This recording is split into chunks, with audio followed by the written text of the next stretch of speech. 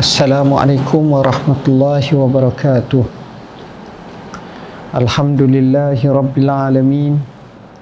Wassalatu wassalamu ala asyrafil anbiya'i wal mursalin wa ala alihi wa sahbihi ajma'in. Subhanaka la ilma lana illa ma 'allamtana innaka antal alimul hakim. Wa la hawla wa la quwwata illa billahil aliyyil azim. Amma ba'd. InsyaAllah pada pagi yang mulia ini kita akan bincang hadis yang ketiga daripada kitab Matan Arba'in Nawawiyah, Rukun Islam, daripada Abi Abdurrahman Abdullah ibn Umar radhiyallahu anhuma.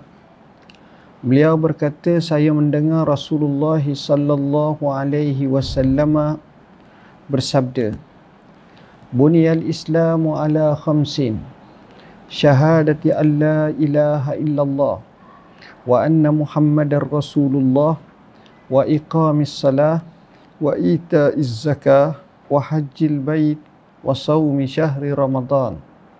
Mafhumnya, Islam dibina atas 5 perkara. Bersaksi bahawa tiada Tuhan yang berhak disembah melainkan Allah, dan Nabi Muhammad Rasulullah sallallahu alaihi wasallam atau utusan Allah, mendirikan salat, menunaikan zakat, melaksanakan haji dan puasa di bulan Ramadan. Hadis riwayat Bukhari dan Muslim dan juga ashabus sunan yang lain. Hadirin hadirat yang dirahmati Allah sekalian, sahabat Nabi yang meriwayatkan hadis ini dikenali sebagai Abdullah ibn Umar ibn Al-Khattab, daripada susu galuh yang cukup hebat, anak kepada Sayyidina Umar ibn Al-Khattab. Beliau lahir pada tahun ketiga ketika mana Rasulullah sallallahu alaihi wasallam menjadi seorang rasul. Artinya Rasulullah SAW berada di kota suci Madinah Makkah Al-Mukarramah pada usia 40 tahun. Rasulullah dibangkitkan dan diutuskan menjadi rasul. Selepas 3 tahun, maka lahirlah Abdullah ibn Umar ibn Al-Khattab di Makkah. Jadinya beza dengan Rasulullah sallallahu alaihi wasallam hampir 43 tahun. Artinya Rasulullah lebih tua daripada Abdullah ibn Umar. Dikatakan Abdullah ibn Umar ini dia menjadi salah seorang pengikut utama Rasulullah sallallahu alaihi wasallam, terkhususnya dalam meriwayatkan hadis Nabi sallam. Seorang yang terkenal dengan cerdik, bijak. Sayyidina Umar amat menyayanginya, dan dikatakan beliau ini tidak tidur waktu malam kecuali sedikit sahaja, dan menjadi rojokan kepada ummah selepas wafatnya Rasulullah sallallahu alaihi wasallam. Dan antaranya beliau adalah salah seorang pemberi fatwa yang utama selepas wafatnya Rasulullah sallallahu alaihi wasallam. Ini kerana ilmu yang dikuasainya. Dia dikatakan amat tinggi dan bersungguh dalam mengikut hadis Nabi sallallahu alaihi wasallam, dan kisahnya masyhur. Meninggal dunia dalam usia 70, dalam usia tua, iaitu pada tahun 73 Hijrah. Beliau meninggal dunia selepas 3 bulan pembunuhan Abdullah bin Zubair. Ada juga menyatakan selepas 6 bulan. Usia beliau ketika itu telah mencecah 84 tahun, iaitu dalam bulan Zulhijjah di kota suci Makkah, dan dikebumikan di perkuburan Al-Muhajirin.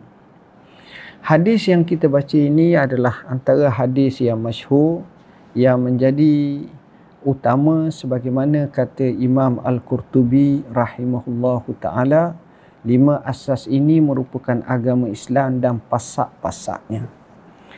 Rasulullah sallallahu alaihi wasallam menyatakan buniyal Islamu ala khamsin. Islam itu dibina atas 5. Jadi bila sebut Islam itu dibina di atas 5, ini adalah merupakan tamsilan. Bila tamsilan yang dinyatakan oleh oleh Rasulullah SAW, jelas dia nak gambarkan kepada kita betapa Islam yang kita ikut, yang kita pegang, yang kita anuti, yang kita imani, yang kita laksanakan itu, dia gambarkan seperti satu bangunan. Bangunan ini ada semua.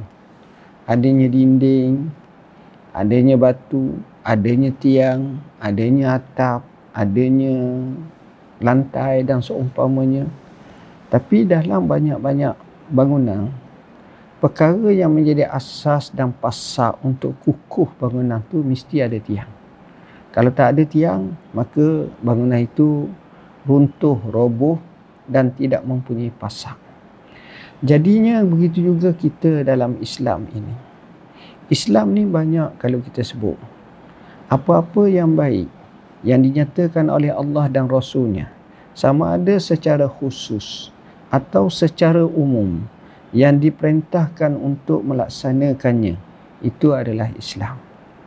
Tetapi dalam banyak-banyak kita nak sebut, saya contoh kita baca Quran pun tanda orang Islam. Kita buat baik pun tanda orang Islam. Kita zikir pun tanda orang Islam. Kita tolong orang pun tanda orang Islam. Kita pergi masjid pun tanda orang Islam. Macam-macam. Tetapi asas utama Islam ini dibentuk atas 5 perkara. Iaitu yang pertama, mengucap 2 kalimah syahadah.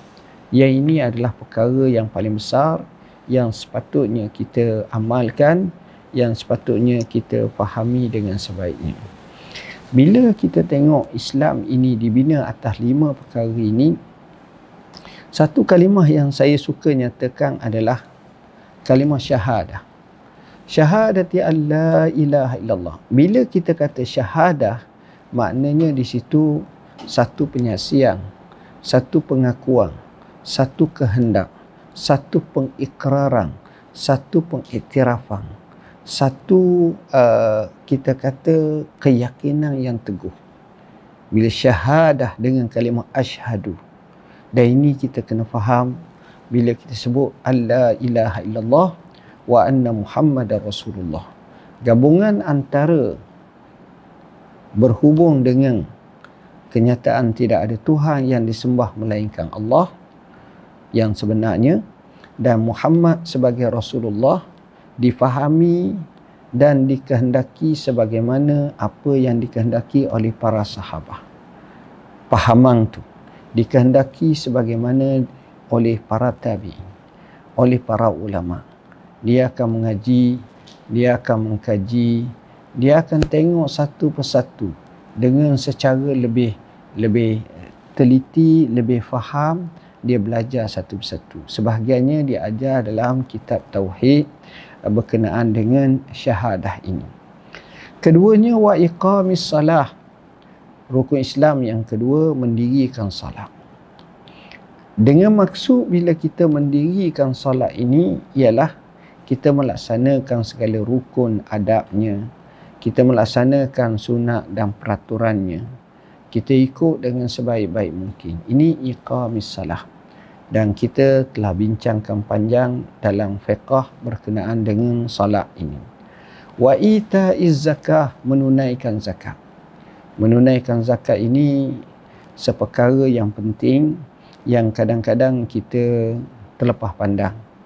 Kita Allah rezekikan dengan harta yang ada, maka kita kena berkira-kira dengan harta kita. Berkira-kira maksud saya, kita cuba congak berapa banyak harta kita. Dan kita tengok, dan kalau boleh dapatlah pandangan daripada pusat zakat. Kalau di wilayah Persekutuan, PPZ. Kalau di negeri-negeri lain pun ada PPZ masing-masing ataupun bahagian zakat masing-masing, kita tanya mereka macam mana tentang pengiraan duit kalau ataupun barang kemas yang kita ada seumpamanya, supaya kita ni termasuk di kalangan orang yang sentiasa membayar zakat. Wa hajjil bait, menunaikan ibadat haji. Menunaikan ibadat haji ini adalah puncak kepada rukun Islam. pergi ke Mekah menunaikan ibadat haji.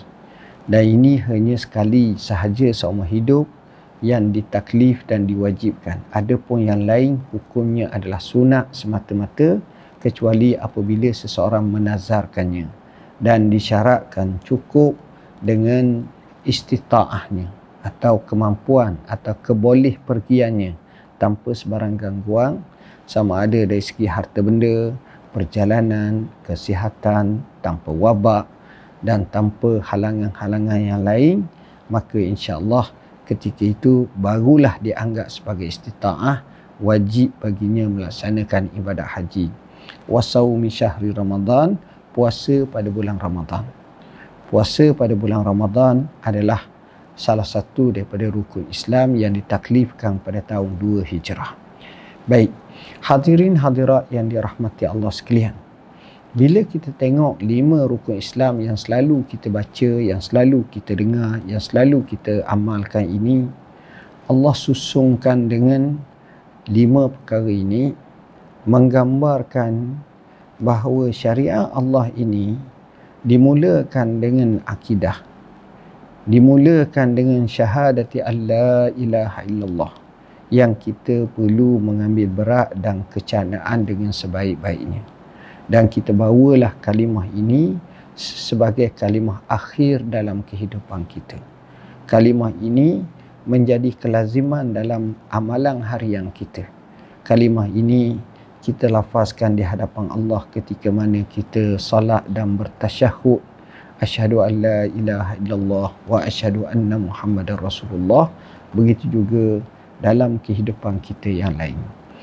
Keduanya, kalau kita tengok, mendirikan salat merupakan secara langsung hubungan kita dengan Allah. Ketiganya, apabila kita menunaikan zakat dengan mengikut perintah Allah, maka kita menjaga hubungan hablum minan nas. Seterusnya, melaksanakan ibadat haji, melaksanakan puasa Ramadan. Ini sebahagian daripada cara untuk kita mentarbiah diri kita ke alam realiti. Sebab bukan semua orang sama. Ada orang kaya, ada orang miskin. Orang kaya tidak pernah kenal dalam kamus hidupnya kesukaran. Maka dengan setiap tahun adanya puasa, sebagaimana kata ahli tasawuf, kenapa Allah taklifkan puasa? Dia jawab, diuji al-ghani. Benar, puasa ini diwajibkan kerana perintah Allah, kerana hadis dan kerana nas ilahi, tetapi Allah mewajibkan puasa mengikut pengamatan. Di sebalik falsafah, di sebalik hikmah puasa itu ialah untuk melaparkan orang kaya. Dalam arti kata lain, dengan orang kaya itu rasa lapar, maka semangat untuk menolong orang-orang miskin, fakir dan orang lapar itu menaik dan meningkat.